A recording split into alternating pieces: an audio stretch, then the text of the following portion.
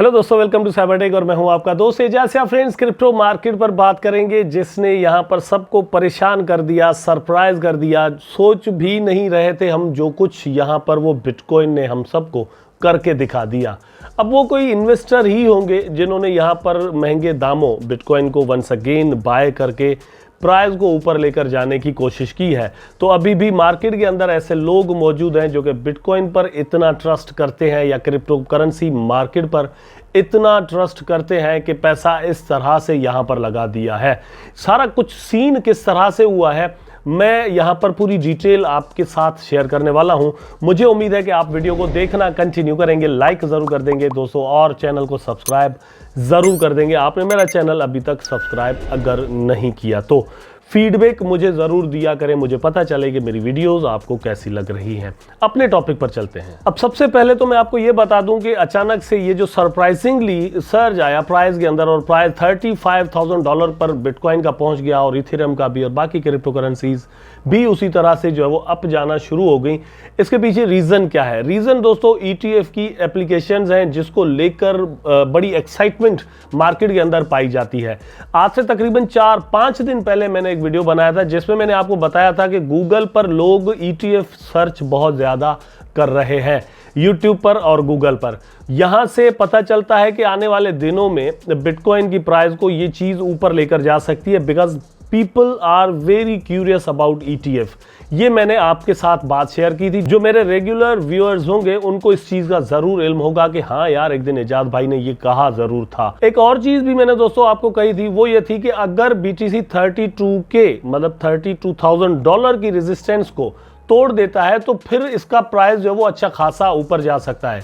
यहाँ पर तो मतलब हमने देखा है कि 35 से प्राइस ऊपर आया जो कि एक साइकोलॉजिकल रेजिस्टेंस थी, लेकिन एक्चुअल जो रेजिस्टेंस बन रही है टेक्निकली दोस्तों वो बन रही है $36,000 पर।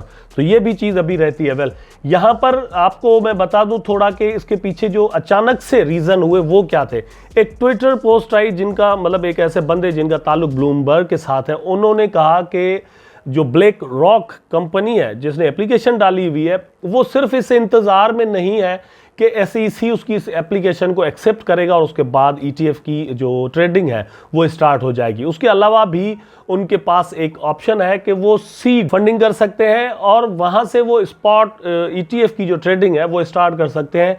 टर्म इसके लिए जो यूज़ होती है वो है CUSIP, मतलब एक ऐसा CUSIP, ये एक लाइसेंस है जो कि उनके पास ऑलरेडी मौजूद है और इसी को लेकर वो तैयारी कर रहे हैं कि स्पॉट ETF की ट्रेडिंग वो स्टार्ट कर देंगे। तो पहला पॉइंट हुआ ये कि जिसकी वजह से प्राइस ऊपर जाना शुरू हुआ, लेकिन अब जब ऊपर चला गया तो कहां तक जा सकता है ये अब यहां पर थोड़ा एनालाइज करते हैं। इसमें एक सिनेरियो दोस्तों ये भी बन रहा है, आप अपनी स्क्रीन पर देख लें कि bitcoin ETF hype fails to shake bearish 20K, मतलब ये कि $20,000 पर सोचा जा रहा था, कहा जा रहा था कि प्राइस जो वंस अगेन जा सकता है, लेकिन गया नहीं क्योंकि ETF का हाइप जो है वो यहाँ पर इसकी प्राइस को ऊपर लेकर गया है। लेकिन ये जस्ट एक हाइप है अकॉर्डिंग टू दिस आर्टिकल। मतलब मल्टीपल पॉइंट ऑफ व्यूज जो है ना उनको जब हम देखते हैं, उनका जायजा लेते हैं, उसके बाद सही रुख हम अपना जो है वो बना सकते हैं। यहाँ पर मैं आपके साथ शेयर कर दूंगा ये जो हाई बनाया है दोस्तों बिटकॉइन ने, ये बनाया है 17 मंथ का है, मतलब 17 महीनों के बाद यहाँ पर प्राइस पहुंचा है। आप खुद अंदाजा करें कि मोर देन अ ईयर यहाँ पर हो चुका है। 2022 के अंदर प्राइस जो वो $35,000 पर था, कभी था। अब यहाँ पर जो सिनेरियो की मैं बात कर रहा था कि एक और पॉइंट ऑफ व्यू है वो ये है कि ये जितनी भी लो बने थे यहाँ पर इनकी पूरी करेक्शन कंप्लीट हो चुकी है। अब यहाँ पर ये वाला लो छोड़कर यहाँ तक BTC का प्राइस आना चाहिए, उसके बाद जो है वो वापस प्राइस ऊपर जाना चाहिए। मतलब अकॉर्डिंग टू एन एनालिस्ट, मैं नहीं कह रहा, मतलब अकॉर्डिंग टू एन एनालिस्ट। लेकिन ये सारा सीन अगर होता भी है तो मेरा ख्याल है कि कुछ ज़्यादा टाइम नहीं लेगा और ये ज़रूरी भी नहीं है क्योंकि लोज की अगर बात करें तो फिर ज़रूरी है कि यहाँ तक ही प्राइस आए, मे भी यहाँ तक आ जाए, ठीक है। और ये बन रहा है $26,000, ठीक है। $26,000 तक प्राइस वापस आए और फिर ऊपर चला जाए, या फिर ये है कि अब तो अगर नीचे भी आता है तो 28.5 तक, मतलब 28,000 जो है वो एक ज़बरदस्त सपोर्ट लाइन मौजूद है, उसके बाद प्राइस ऊपर जा सकता है। लेकिन दोनों सिनेरियोज अपनी जगह पर मौजूद जरूर हैं क्योंकि एप्लीकेशन जो ETF की है वो अभी तक एक्सेप्ट नहीं हुई, नंबर 1। नंबर 2, जैसे मैंने अपनी प्रीवियस वीडियो में कहा था 2 दिन पहले वाली में कि अगर ETF की एप्लीकेशन एक्सेप्ट भी हो जाती है तो वो एकदम से मतलब कोई हाइप तो आएगी, लेकिन फिर वापस प्राइजेस आएंगे, कूल डाउन होंगे और फिर आहिस्ता आहिस्ता से इकोसिस्टम को फायदा यहां पर होने वाला है। तो ये दो यहां पर सिनेरियोज बन रहे हैं। लेकिन बात अगर इमोशन की आए तो इमोशन दोस्तों लोगों के, इन्वेस्टर्स के, ट्रेडर्स के बहुत ही अच्छे यहां पर बन चुके हैं। वो यहां से पता चलता है कि bitcoin price surge sees significant asset outflow on crypto exchanges.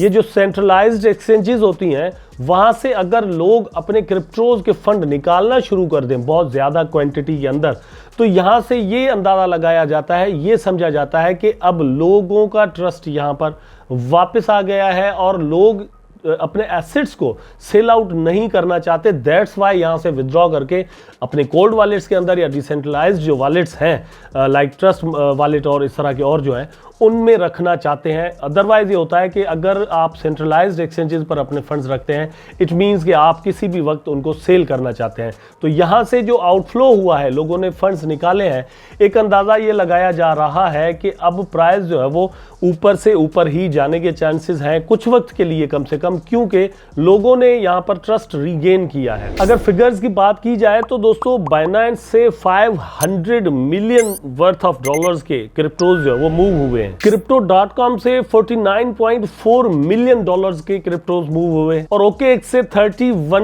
Million dollar के। बाकी जो क्रिप्टो एक्सचेंजेस हैं दोस्तों वहां से 20 मिलियन डॉलर के जितनी भी हैं वहां से तकरीबन जो है वो 20 मिलियन डॉलर के फंड्स निकाले गए हैं। और ये जो आउटफ्लो हम देख रहे हैं ये तकरीबन जैसे ही FTX का सीन हुआ था, उसने कहा था कि हम बैंकरप्सी कर चुके हैं, हमारे पास पैसे ही नहीं है, तो उस वक्त बहुत ज्यादा लोगों ने पैसे निकाले थे। उसके बाद से अब यहां पर यह सीन हुआ है। तो सवाल यहां पर यह बनता है कि इस सारी सिचुएशन के अंदर आपको या मुझे क्या करना चाहिए, स्पेशली जब प्राइस बढ़ा था ये बिटकॉइन का, तो हम तो सोए हुए थे, मैं तो बाकायदा तौर पर सोया हुआ था। सुबह उठकर मुझे परेशानी हुई कि ये हो क्या गया। मैंने जो रात को वीडियो बनाया था वो तो बाकायदा ज़ाया ही होने लगा है, लेकिन फिर ये है कि मैंने शेयर कर दिया, नीचे लिख दिया कि भैया रिकॉर्डेड अर्लियर, क्योंकि मैंने उसमें प्रेडिक्ट वही चीज़ की थी जो कि यहाँ पर हुई। तो इस वक्त हमें करना क्या चाहिए, क्योंकि कभी कभार ये होता है कि हम सोए हुए भी होते हैं। तो मेरा ख्याल है कि डॉलर कास्ट एवरेज आपको करनी चाहिए। अगर आप यहाँ पर प्रॉफिट्स में हैं तो कुछ पोर्शन ऑफ द कॉइन्स आपको सेल आउट करना चाहिए, प्रॉफिट टेकिंग करनी चाहिए। फिर प्राइजेज अगर नीचे आते हैं तो वंस अगेन आप यहाँ पर इन्वेस्टमेंट्स कर सकते हैं। कुछ पोर्शन ऐसा है अपने पैसों का जो कि आप रखें कि प्राइजेज, जैसे यहाँ पर कुछ लोग प्रेडिक्ट कर रहे हैं कि वापस प्राइस 26,000 या 20,000 डॉलर तक बिटकॉइन का आ सकता है पॉसिबली। अगर ऐसा होता है तो उसके लिए भी आपके पास कुछ फंड्स का होना ज़रूरी है कि आप जब लो पर चला जाए तो वह यहाँ पर इन्वेस्टमेंट कर सकें।